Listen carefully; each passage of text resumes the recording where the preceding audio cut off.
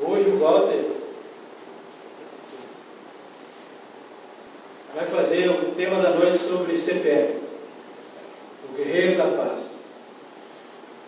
Esse livro também, ele já foi vendido mais de 20 mil exemplares, fora o Clube do Livro. É um sucesso de venda na FERJ. Então, quem quiser, quem quiser, a gente pega o nome e encomenda. Nós já vendemos os que nós tínhamos aqui. E o Walter, eu vou passar a palavra a ele, fará a palestra sobre essa terra tem nome? Será que tem mesmo? Ele vai nos dizer.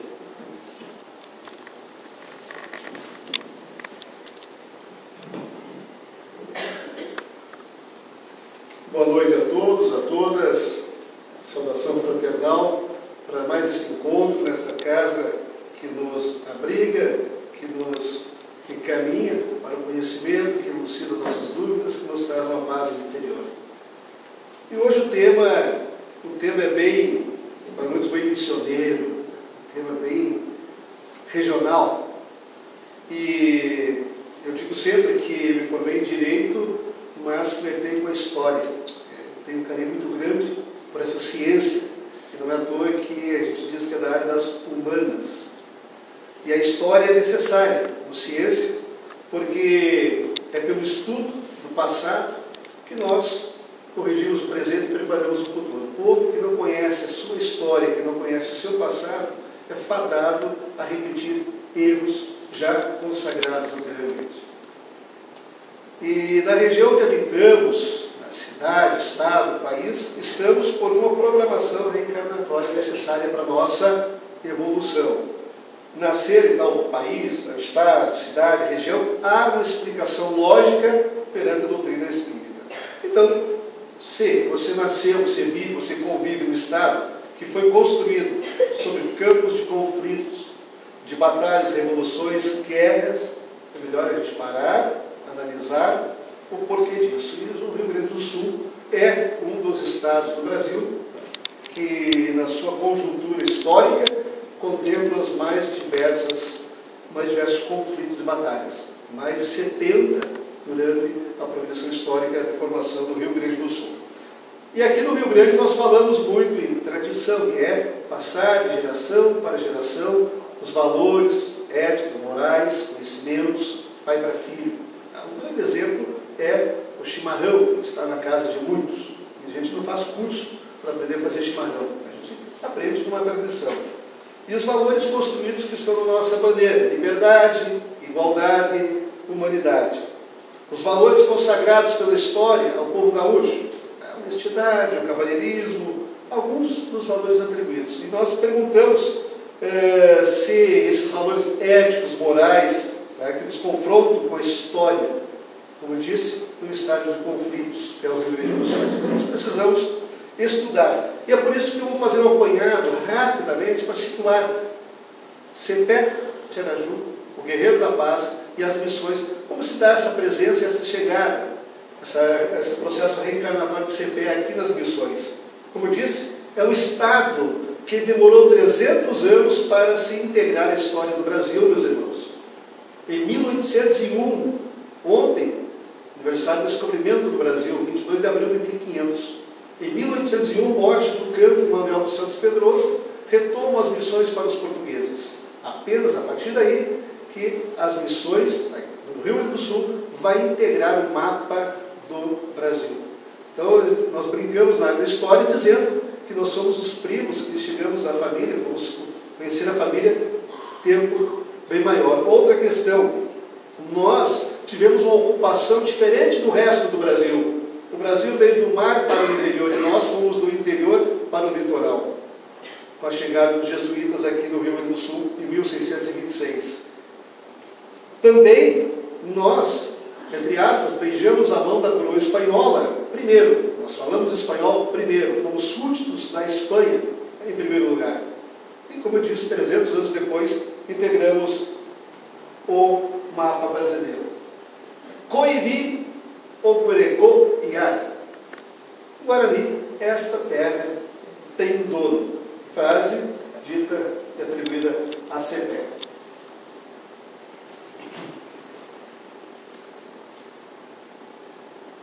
Só para nos situarmos, meus irmãos, minhas irmãs, esse é o mapa de como começa o processo histórico. Tratado de Tordesilhas, 1492, onde a 370 léguas do Cabo Verde pertencia a Portugal, onde, no processo posterior, as terras do rei de Castela, a Espanha. O território, neste momento, do Tratado de Tordesilhas, divide as terras entre dois reinos e divide, por força da igreja, na época do ciclo das navegações. Nós vamos encontrar aqui no Rio Grande do Sul, donos da terra, para os europeus, índios atrasados, estavam aqui há quase 4.000 anos. Sem minério, sem cana-de-açúcar. Deixamos o minério e a cana-de-açúcar para o centro e norte. Sem porto natural. Nós temos no Rio Grande do Sul o maior caminho longitudinal do litoral. São 600 quilômetros em linha reta. Se nós olharmos Santa Catarina, nós dizemos que as praias, né, são mais bonitas, a água é mais quente. No Rio Grande do Sul é uma linha reta. Então era difícil os navios aportarem aqui no Rio Grande do Sul. Então não havia esse interesse, esse processo de ocupação pelo litoral. O minuano, o inverno rigoroso, diferente do resto do Brasil. E sem animais de grande porte. O maior que nós tínhamos aqui era o leão baio. Então não havia aquele interesse, né, geral pela ocupação do território naquela época do descobrimento. Mas o processo vai avançando e nós vamos encontrar aqui em 1626 até 1638 uma ocupação jesuítica, que é o ciclo reducional, aquele primeiro ciclo de ocupação do Rio Grande do Sul. São 18 reduções, 12 reduções aqui no TAP e 18 no Paraguai e Argentina. São 30 reduções. E aí nós vamos ter a presença desse animal que vai mudar a economia, a culinária, a alimentação, o processo aculturado do índio do Rio Grande do Sul, que é o gado. O padre Cristóvão Aureliano de Mendonça, ele vai trazer para o Rio Grande do Sul, para a Argentina, o gado, vai apresentar esse animal para os índios. 1626. Em 1641, os jesuítas são expulsos aqui da América, lá do Rio Grande do Sul e Argentina, tá? Por um processo de ocupação, de exploração, que a gente chama de preação, ou seja, vinham, pegavam os índios para transformar em escravos, no período que o Brasil ficou alguns anos impedido de trazer os navios negreiros para cá.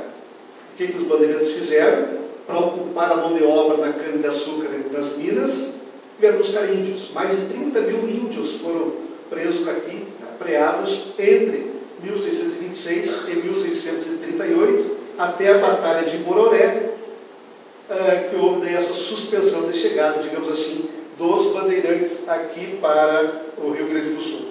Nesse período que os índios, tá, são preados, que o primeiro ciclo reducional é extinto, o que sobra? Sobra aquele gado no pampa, e esse gado vai se reproduzir. E esse gado vai criar o que a gente chama de vacaria de alumar, que começa aqui nas missões, desce Santiago, Alegrete, São Gabriel, vai bater lá no Lagoa dos Patos. Mais de 1 milhão de cabeças de gado se reproduzem nesse período, que é o gado chimarrão ou gado orelhano, dado em função do jesuíta Cristóvão Aureliano de Mendonça, que trouxe esse gado para cá. Aqui nós temos uma imagem de época dessas situações de ocupação das bandeiras, os bandeirantes que vinham de São Paulo para cá, para a região do TAP, para levar nossos índios. E é por isso que nós não encontramos rodovias, estradas, né, pontes, monumentos aos bandeirantes no Rio Grande do Sul. Vocês não vão encontrar nenhum monumento a bandeirantes no Rio Grande do Sul, devido a esse processo histórico de preação. Bueno, mas durante esse processo de ocupação, de exploração, de preação, a região das missões do Rio Grande do Sul não ficou totalmente abandonada. O gado estava aqui. Tá? Alguns jesuítas passavam o Rio Uruguai, ocupavam, buscavam o gado. E no litoral nós tínhamos um ciclo chamado ciclo do tropeirismo, quando os primeiros tropeiros vêm para o Rio Grande do Sul levar as mulas, tá, aqui da Argentina, que era um animal forte para trabalhar no quê? Nas cargas das minas, que tinha, né, raça forte. O cavalo não conseguia fazer o trabalho das mulas. Então, os tropeiros vinham buscar as mulas aqui e faziam o caminho pelo litoral.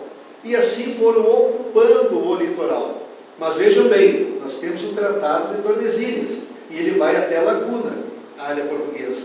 De Laguna para cá é espanhol. Os portugueses acabam não respeitando esse processo. Só para nós termos uma ideia, então, os jesuítas voltam para o Rio Grande com a missão de ocupar essas terras e criarem aqui o que nós chamamos de pueblos espanhóis. As missões jesuíticas, que são 7. Deter o avanço português, confrontar com a colônia de Sacramento no Uruguai, e a colônia de Sacramento é interessante nós pensarmos nela, porque ela está a 70 quilômetros de Buenos Aires, em linha reta, cruzando o Rio da Prata. Se vocês pegarem o mapa, hoje tu faz em 2 horas essa travessia. Para os espanhóis não era interessante ter uma ocupação portuguesa a 70 quilômetros de Buenos Aires. Para os portugueses era interessante ter esse forte em Sacramento, e mais tarde, 1737, quando já temos aqui o processo de ocupação dos 7 povos, nós vamos ter a cidade de Rio Grande, que é chamado Forte Jesus Maria José, que era um ponto de apoio para quem viesse do centro, parava no Rio Grande e seguia até Sacramento. Toda essa ocupação portuguesa no litoral precisava ser detida. Por isso, os espanhóis trazem para cá os jesuítas com a missão de reduzir os índios aos núcleos. E assim nós vamos ter, basicamente, os nossos 7 povos. Primeiro São Francisco de Borja, depois São Miguel, São Nicolau, São Luís Gonzaga, São João Batista, São Lourenço Mártir e Santo Ângelo Custódio, que foi o último. Lembrando que São Nicolau é a mesma São Nicolau de 1626. Lá naquele primeiro processo de chegar, os bandeirantes os expulsaram daqui. 7 povos. Aí nós temos a situação de que vai vir para cá, dentro desses povos, a religiosidade, escala de valores morais, o trabalho desenvolvido nas comunidades, o cooperativismo através dos puxirão ou mutirão, que é um trabalho em conjunto para produzir para a subsistência da aldeia. Temos o ensino escolar primário a todas as crianças, as meninas aprendiam tricô, costura, bordado, conhecimento de técnicas agrícolas, e cada redução tinha sua banda de música com instrumentos fabricados aqui nas missões. A primeira fundição de ferro também foi das missões, São João Batista. Tipografia também, ou livros, foram editados aqui nas missões. Tínhamos 2 idiomas oficiais, o Guarani e o Espanhol. Nesse estágio de estudos, como eu disse, houve a publicação de livros escritos por índios. Nicolau e Apuguaí foi um dos escritores de livros aqui das missões. E surge a Vacaria dos Pinhais, que é a nossa querida Lagoa Vermelha, Vacaria, aquela região de cima. Por quê? Porque, como eu disse, se os portugueses estavam ocupando o litoral, onde estava a Vacaria do mar e o gado, o jesuíta precisava tirar o gado de lá e transpor para outro local do Rio Grande. Aí levam para Vacaria dos Pinhais. E aquele processo de ocupação do jesuíta com o gado, para vocês verem como as instâncias missioneiras não se reduziam apenas a essa questão geográfica de hoje. Ela seguia até a Vacaria, limite com Santa Catarina, e até Lagoa dos Patos. O Rio de Janeiro autorizou, naquela época, o itinerário Laguna à colônia de Sacramento. E a gente vai ter todo esse processo de ocupação portuguesa. Então, expansão rumo ao sul, Rio da Prata, colônia de Sacramento, fundação de Laguna. Todo esse processo histórico vai forjando uma cena para a via que nós vamos entender mais tarde. Aí está o mapa do Tratado de Tordesilhas, que não era respeitado. E depois nós vamos ter a expansão portuguesa com as frotas, de João de Magalhães, povoação do litoral, num momento em que nós temos aqui os 7 povos das missões em franca expansão, com mais de 30 mil índios aqui durante os 7 povos. O Forte de Jesus Maria José, como eu falei, a Rota dos Sertanistas, a Barra de Rio Grande, e o o medo da intervenção de terceiros por parte dos portugueses. Também o tropeirismo. E, finalmente, vai chegar ao Tratado de Madrid, onde começa a nossa história de Cepé de Araju. Esse Tratado de Madrid, o nome está dizendo, foi assinado na Espanha em 1750. E ele dizia, basicamente, que a Espanha entregava aos 7 povos as missões, aqueles que nós citamos, em troca, Portugal dava a colônia de Sacramento. Basicamente, tem outras áreas, mas basicamente isso. Com esse tratado se resolvia um problema diplomático. Sacramento saía das mãos dos portugueses, ficava de frente a Buenos Aires com os espanhóis. Ok. E os 7 povos ficavam com os portugueses. Para onde viriam os açorianos, das ilhas de Açores. A população havia crescido bastante, não tinham como plantar, a situação era crítica lá. Os portugueses pensaram, então lá já tem escola, tem igreja, tem oficina, tem tudo pronto. Só que eles esqueceram de combinar isso com os Guarani.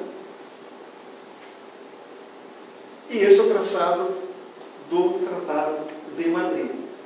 Vocês veem que lá em cima os 7 povos passam a portugueses e dessa linha imaginária para baixo, Espanha. Então, basicamente isso. Até 1756, no período em que o rei da Espanha casa com a princesa portuguesa e o rei de Portugal casa com a princesa espanhola. Está tudo em família. E Alexandre de Gusmão foi o diplomata brasileiro que desenhou essas fronteiras, dizendo que quem está na posse da área da terra é o proprietário, é o dono. Então, vamos ter aí em Santa Tecla o primeiro impasse, lá perto de São Gabriel. E aí vem a Guerra Guaranítica. Vem a Guerra Guaranítica com o combate de Caiboaté, a morte de Cepé, as tropas aliadas entrando em São Miguel, e Gomes Freire de Andrade, Gaspar Tejo e Espinosa, espanhol, que são os comandantes das tropas portuguesas e espanhóis.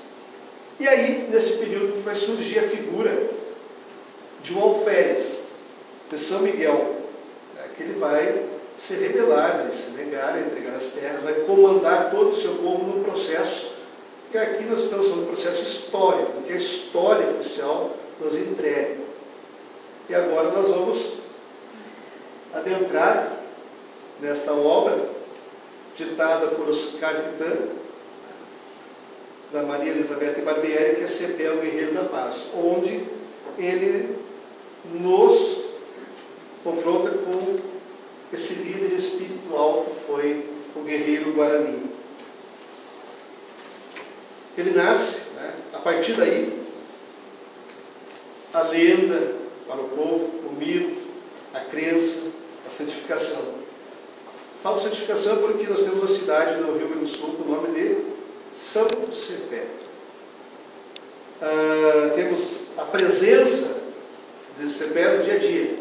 São empresas, farmácias, lojas, empresas de ônibus, esparramado por aí a presença do nome Cepé e Tiaraju no nosso cotidiano.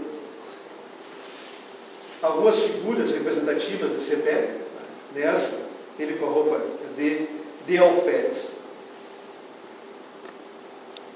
Teócrito Cardoso Farias, ao assinar o prefácio desta obra, nos diz que a mediunidade incursiona pelo campo da história. E é isso que nós vamos encontrar. E lendo a obra, a gente pode observar essa confrontação entre a história, a mediunidade, nos revelando essa figura ímpar de Cepé Tiaraju. Lembrando que Oscar Pitã é o patrono espiritual do abrigo médico Santa Maria, e que foi um padre jesuíta que recebeu aquele índiozinho órfão, Cepé Tiaraju, e o criou como um filho, como ele mesmo disse, meu filho Cepé.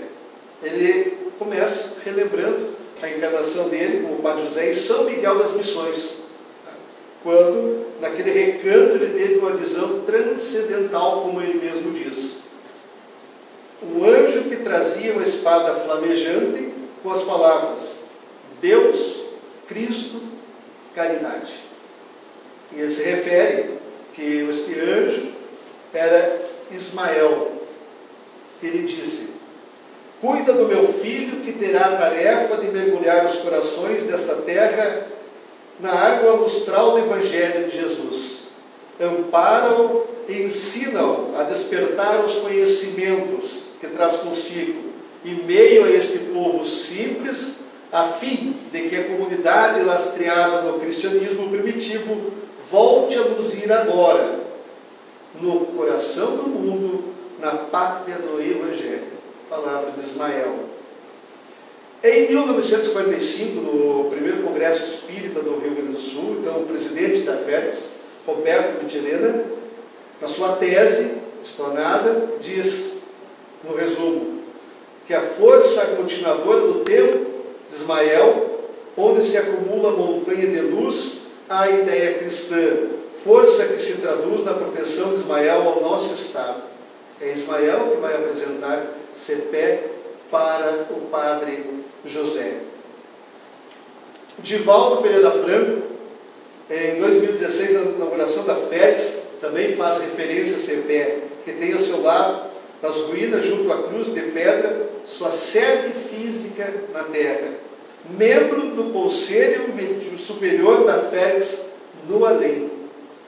Palavras de Divaldo Pereira Franco. Cepé é membro do Conselho Superior da FERX no além. Representa a história da liberdade do povo e o direito de liberdade de religião. Eu comentava com o Luiz anteriormente que a primeira impressão de Divaldo, contado com o Cepé, na década de 70, quando ele vem a Santa Maria e vai pernoitar na casa dos amigos que estão hospedando, e ele tem um sonho com o Cepé, mas ele não sabe quem é Cepé.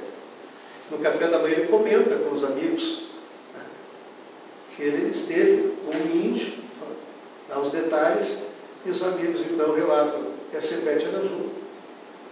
A partir daí há esse conhecimento, esse contato de Divaldo com o Cepé. No convívio com o Cepé naquela encarnação, Oscar Mittan foi apresentado, vejam bem, como ele mesmo diz, as situações do mundo espiritual que contrariavam seus dogmas da igreja. De sua fronte, Cepé, parecia fugir um outro lunar. Na história, nas lendas do folclore, a gente fala do lunar de Cepé. Tive a visão primeira, que muitos de nosso povo diziam perceber, nosso povo os guaranis. Apertei as pálpebras e mesmo assim percebi que a luz persistia. Vi naquele momento muitas silhuetas luminosas ao lado dele, Cepé. Nunca comentei com ninguém as visões. Nossa crença limitara a espontaneidade. Era um padre jesuíta, tá? Seguia os dogmas da Igreja Católica. Para ele, naquele momento, mas ele teve o discernimento de calar, de ficar com ele, não expandir aquelas visões para não criar problemas, né, para ele e para Cepé. E diz mais, naquele momento, não duvidei mais que a vitória seria nossa. A vitória se engendrou ali, mas não da maneira que os homens a concebem. Não era aquela vitória no campo da batalha, no campo da guerra. Era uma vitória espiritual, uma batalha para a qual Cepé foi preparado, foi designado. Oscar Mittan, ele afirmava que havia agitação dos jovens, normal naqueles momentos de decisão, perante aquele conflito que se prenunciava, os jovens estavam aflitos. A escolha dos líderes era feita pelo cabildo, não era mais por liderança de sangue, né, por tradição de família. O cabildo se reunia e designava quem seriam os líderes, como se fossem os comandantes do exército, tenente, major, aqueles que tinham suas funções à frente dos seus guerreiros. O cabildo é uma espécie de um parlamento, uma câmara de vereadores, que reunia lá os caciques e os jesuítas. E entre eles Cepé, que tinha voz altiva. O consenso dos chefes na escolha dos melhores, dos mais preparados, detentores de valores morais, valores do coração, não somente os valores dos campos de guerra. Tinha aquela concepção da alma. Além da bravura, saber administrar, cuidar, ampliar, respeitar a natureza. O valor da coletividade era essencial na escolha destes comandantes. A ascendência espiritual, diz Oscar Pitã, ficou no mundo maior. Infelizmente, a gente ainda percebe que está no mundo maior apenas. Nós agora estamos discutindo, tendo conhecimento, levando. Por quê? Porque a história oficial, e a gente fala da história oficial, fala do turismo, das missões, a gente contempla só o lado materialista. Nós ainda não, as missões, os 7 povos, a região, ainda não contemplam essa força espiritual que nós estamos tendo, né? Nós estamos tendo essa oportunidade de conhecimento. Cepé vem alertar ao grupo de guerreiros a importância do momento da seleção. E olha o que ele diz: a ausência de líderes é causa de dispersão, de separação, de fragilidade da nação para ali. A ausência de líderes, mas não apenas do líder guerreiro de lança, que sabe andar a cavalo, forte, mas líderes com valores morais, com valores do coração. Dito 1750, e nós podemos trazer isso para os nossos dias. A ausência de líderes. Quando a gente olha as notícias, infelizmente, percebe onde estão os nossos líderes. Os nossos líderes para comandar a nação, para comandar o Estado. Todo dia somos confrontados com notícias, né, de denúncias de corrupção, líderes, né, que estavam no apogeu por falhas, né, são jogados aí na lama. E a falta de liderança é motivo de fragilidade de uma nação. E vejam bem que cada escolhido pelo cabildo seguia para mato, permanecia 4 luas no deserto, na solidão, na busca de encontrar-se consigo mesmo. E diante desse encontrar-se consigo mesmo, conhece-te a ti mesmo, ter a noção da sua responsabilidade, se estava preparado para aquela mobilização que lhe era entregue. E não havia festas, júbilos, né, pela escolha, apenas a observação serena e silenciosa ante a responsabilidade. E Oscar Pitã também vai nos dizer aqui que na escolha dos líderes guerreiros, uma das etapas era do arco e da flecha. Cepé detinha conhecimentos da flora e suas espécies.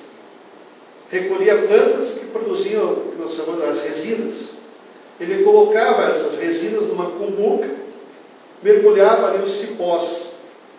A resina conferia uma condição de flexibilidade às cordas do arco, permitia alcançar maior distância sem perder a força do impacto. Isso requeria, claro, um exercício de tempo, de paciência, dias, horas, minutos seguidos, acompanhados pelo deslocamento do sol durante o dia e a posição das estrelas à noite. É preciso ter paciência nesse processo de moldar as cordas do arco. Se o tempo de resinagem excedia, a corda se despedaçava. Se o tempo de preparo era inferior ao momento certo, as flechas não atingiam a distância, faltava flexibilidade. E Cepé compara essa etapa ao preparo da alma na missão terrena, é o nosso preparo aqui na Terra. As resinas são as dores, as lutas que vivificam e que fortalecem, e das quais nós não devemos fugir. Devemos enfrentar com fé. E que fortalecem as fibras do caráter. Essas são as resinas do dia a dia da nossa vida. O arco, as cordas do arco, divinos somos nós, feitos, né, essas cordas, feitos para que o mundo avance no cumprimento das leis de Deus. Mas precisamos desferir as flechas para o endereço certo, o coração humano, e só atingiremos se lhes agregarmos a integridade que as resinas das dores nos conferem. Fazia essa apologia. Também na questão da marcha, quando saíam em marcha para as atividades de campo, Seper Tiraju, através dos capitanos, diz que as marchas sempre estiveram fazendo parte da humanidade. Sedimenta, disciplina, mantém a unidade, exerce um controle. Marchar é impositivo para a ascensão da escala evolutiva. E Seper disse para o padre José: na planície é imperioso andarmos rápidos, pois somos alvos fáceis. Assim é a vida. Nas lutas menos árduas, dias tranquilos, menos tumultuados, nos planos que dão certo, estamos na planície existencial, tranquilos. Demoramos muitas vezes contemplando o êxito e muitas vezes adiamos o passo ao sorver a facilidade, né? Ficamos sorvendo aqueles momentos fáceis, tranquilos, legal, só que isso passa. Alertava, né, ele que é um medo engano. No vale, urgeis andar depressa, para que a noite das provações não vos encontre em campo aberto. Alertava os seus guerreiros. E hoje, na mesma linguagem, Seper nos alerta quanto aos adversários interiores, que são a indiferença, os abusos que nos espreitam, aguardando apenas que nos descuidemos do caminho. Vamos facilitando o caminho, está tudo fácil, tudo tranquilo, mas as dificuldades estão espreitando, estão ao lado. No momento do descuido, o tropeço. Os guaranis faziam caminhadas no rigor do inverno para despertar sentimentos de solidariedade e de fraternidade. Caminhadas no rigor do inverno, com dificuldades, para que um pudesse auxiliar o outro, que tivessem essa cultura, essa força, esse ímpeto de olhar para o outro e cuidar do outro também. Essas caminhadas no rigor do inverno, nós estamos fazendo hoje, podemos fazer também. Quantas caminhadas de rigor de inverno nós estamos fazendo? Nos hospitais, nos lares idosos, nas creches, desamparados, estendendo a mão.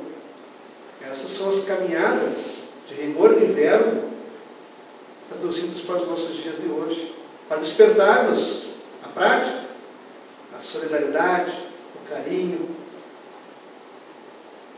Nestas horas que a humanidade marcha sobre lutas intensas, castigadas pela neve da materialidade, premidas pelas dores impostas pela vivência destituída de valores morais, as lições de Seper servem-nos como roteiro para as ações aptas a nos exercitarem para a primavera do mundo de regeneração que chegará. É isso que estava colocando, né? Essa caminhada vai nos preparar para essa primavera. Também Seper falava sobre retribuir o mal com o bem. Na prisão de guerreiros de tribos rivais, os capitães nos coloca que Seper mandava soltá-los, desamarrá-los, alimentá-los, curar suas feridas. E que naquele momento o jogo de luz se evolava na direção dos prisioneiros. O sentimento de aflição e medo desses prisioneiros passava para uma sensação de alívio. A luz da caridade, de olhar o outro como irmão. Quando Seper ia conversar com caciques de tribos rivais, colocava os caciques ao seu lado, não frente a frente. Porque ele dizia, quando estamos frente a frente, cada um vai ter um ângulo diferente do mundo. quando estivermos lado a lado, olhando para o mesmo horizonte, teremos a mesma percepção do que nos espera. Havia na tribo um jovem, o jovem Nicolau. Cepé falava das necessidades desse processo de criação do Nicolau, da etapa da vida. Na infância, atos de crianças são tipo brisas da manhã de verão, encantam, mas podem ser desviados do caminho se não tiverem a atenção devida. Cepé se referia às aragens que acariciam os jardins, espalham perfumes, alisam trigais, mas também das brisas dos pântanos que sopram disseminando os miasmas. A mesma aragem. O Nicolau era um jovem de grandes habilidades para a música. Muitas coisas nunca haviam sido ensinadas para Nicolau. E ao ser indagado pelo padre José, Cepé lhe disse: eram lembranças de outras existências. Numa das incursões espirituais de Nicolau, Cepé considerou que, abre aspas, a nossa relação com os espíritos emana de uma lei natural, e que os pajés sentem, percebem, relatam nos transes, apesar de envoltos em ideias, imagens cheias de misticismo, receios e conceitos, de acordo com o seu nível de entendimento. Mas que os pajés faziam essas incursões espirituais. E dizia que Nicolau é um espírito que já estagiou em povos mais avançados na cultura, conhecimento e espiritualidade, e que retornava naquela encarnação ao povo guarani para o auxílio da evolução. A comunidade guarani demarcou um processo de aprendizado e vivências evangélicas sem precedentes no caminho da história da humanidade. E no campo da história oficial, até hoje, sociólogos, estudiosos aportam as missões para tentar compreender como uma nação Guarani e as missões, em cerca de meio século, produziu tanto, não em bens materiais, mas em conceitos espirituais, como eu falava antes, no cooperativismo, no associativismo. O legado das missões jesuítas guaranis no campo social é imenso. Até hoje desperta. E eu digo até hoje, porque, na verdade, nós há pouco tempo, menos de 50 anos, nós estamos nos detendo a estudar aqui nas missões a questão missioneira, a questão do CEPE, a questão da presença jesuítica. Eu lembro, o Luiz deve lembrar também, que na época de escola, nós quase não estudávamos nada sobre CEPE de Araju, sobre missões. A gente estudava muito sobre ocupação de outros povos, outras áreas, mas a nossa aqui. Em 1956, um projeto de lei, para erguer um monumento a CEPE de Araju no Estado foi engavetado, foi transformado, porque não entenderam que CEPE não era um personagem digno de ter uma estátua levantada no Rio Grande do Sul. 1956. Até 1970, pouco se falava em missões, apenas as ruínas, as pedras. De lá para cá que nós estamos num processo de conhecimento de nós mesmos nessa questão histórica e agora espiritual também. CEPE então dizia que o mundo ainda incompreende esse processo e reaviva nos que chamam de espetáculo as lutas. E aí, ponto interessante na fotografia dos carpinteiros. O espetáculo som e luz. Ele diz que os espíritos rebelados rememoram perispiritualmente os momentos dolorosos a cada vez que há edição deste evento. No mundo espiritual existe uma região de lúgubre aspecto. Se assemelham a densas fuligens de incêndio. Sufocam. São emanações dos pensamentos alucinados dessas almas que vagueiam com pesadas correntes, corpo deformado, proferem palavras de ódio, ordenam exércitos imaginários. Ao som e luz, tudo fica ainda pior. Oscar Pitã afirma que a tradução daquele momento é pior do que o próprio inferno de Dante Alighieri expressou. Muitos infelizes, e aí vem um ponto positivo de tudo. Muitos infelizes vão à exaustão e nesse momento são socorridos e encaminhados à encarnação compulsória. Muitos indígenas retornaram ao mundo de onde vieram para estágio edificante em civilização mais avançada. Alguns voltaram na condição de orientadores. E Cepé nos diz: cada um destes que daqui retiramos consegue resgatar-lhes dessas profundezas que estão exaustos naquele momento. É para nós mais uma ponta de lança que arrancamos das carnes da alma. Aí, Cepé vai nos falar do sol do Evangelho. As lições do Evangelho de Nosso Senhor são como a luz do sol, brilham e aquecem as nossas almas sem queimá-las, aguardando que o gelo das imperfeições humanas derreta com o tempo, sem traumatizar. Nós é que temos transformado a luz da verdade e as lições divinas em brasa. No sol, nós transformamos as lições divinas em brasa. Mas a brasa não resiste por muito tempo ao contato com as geleiras da incompreensão e da intolerância. Brasa, diz Cepé, é criação do homem, sol é criação de Deus. Quando os soldados vieram conversar com Cepé e seus guerreiros, eles ofertaram presentes. Os conquistadores, né, chegaram e traziam presentes. Aí os guerreiros, né, ficaram felizes, desceram. O Cepé ordenou que eles podiam desceram, pegaram aquelas espelhos, aquelas correntinhas. Né?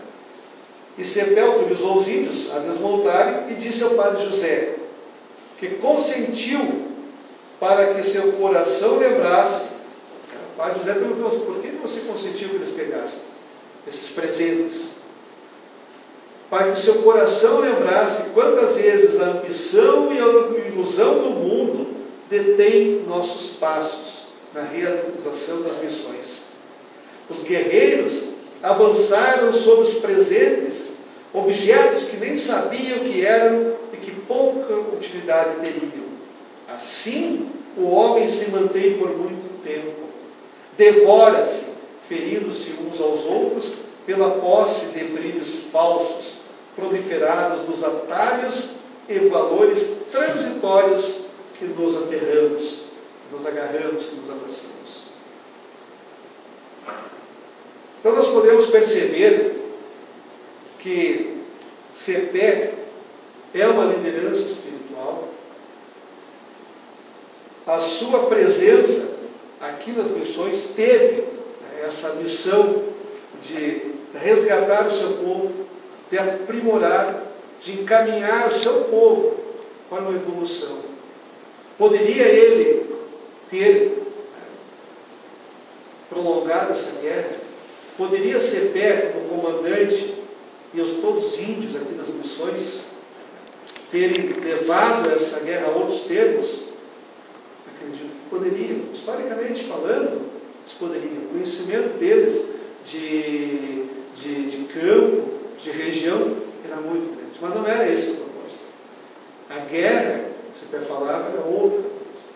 É na guerra que nós mesmos temos no dia a dia, na nossa guerra da nossa evolução, essa batalha diária de confrontarmos com nossos medos, com nossas dúvidas, desse caminho que nós chamamos, né, de livre-arbítrio. E quantas vezes, perante o Evangelho de Jesus e as leis morais, nós nos confrontamos ao deitar a cabeça no travesseiro, olhar o nosso dia, olhar o nosso tempo. É isso que CPE vem nos falar. É essa missão que ele trouxe e que ele cumpriu. E que nós possamos, né, dignificar essa história e olhar para as missões jesuíticas, para o nosso Estado, desta forma. Nós também somos guerreiros. Nós precisamos encontrar os valores do coração. É para isso que nós estamos aqui. Não é pela guerra da destruição, pelo materialismo. CPE dizia, nem o valor que tem quando aprisionou seus rivais, depois mandou soltá-los. Tanto é que muitos de outras tribos, depois de aprisionadas e libertas, vinham com suas famílias para a redução de São Miguel, para o abrigo da redução de São Miguel. Encontravam ali, né, a paz espiritual, o conforto, a atenção, a solidariedade, o cooperativismo. Que esses invernos, como eu falei antes, que as famílias saíam para confrontar, né, o momento de se abraçar, de olhar para o outro com carinho, com abnegação, nós também possamos encontrar nossos invernos sem medo. Ele está aí, precisa de nós. E CPE não era um índio aculturado, convertido pelos padres. Era um espírito cujo trânsito nas fileiras de Jesus varou os tempos, dando-lhe redentora prova em São Miguel, o 7º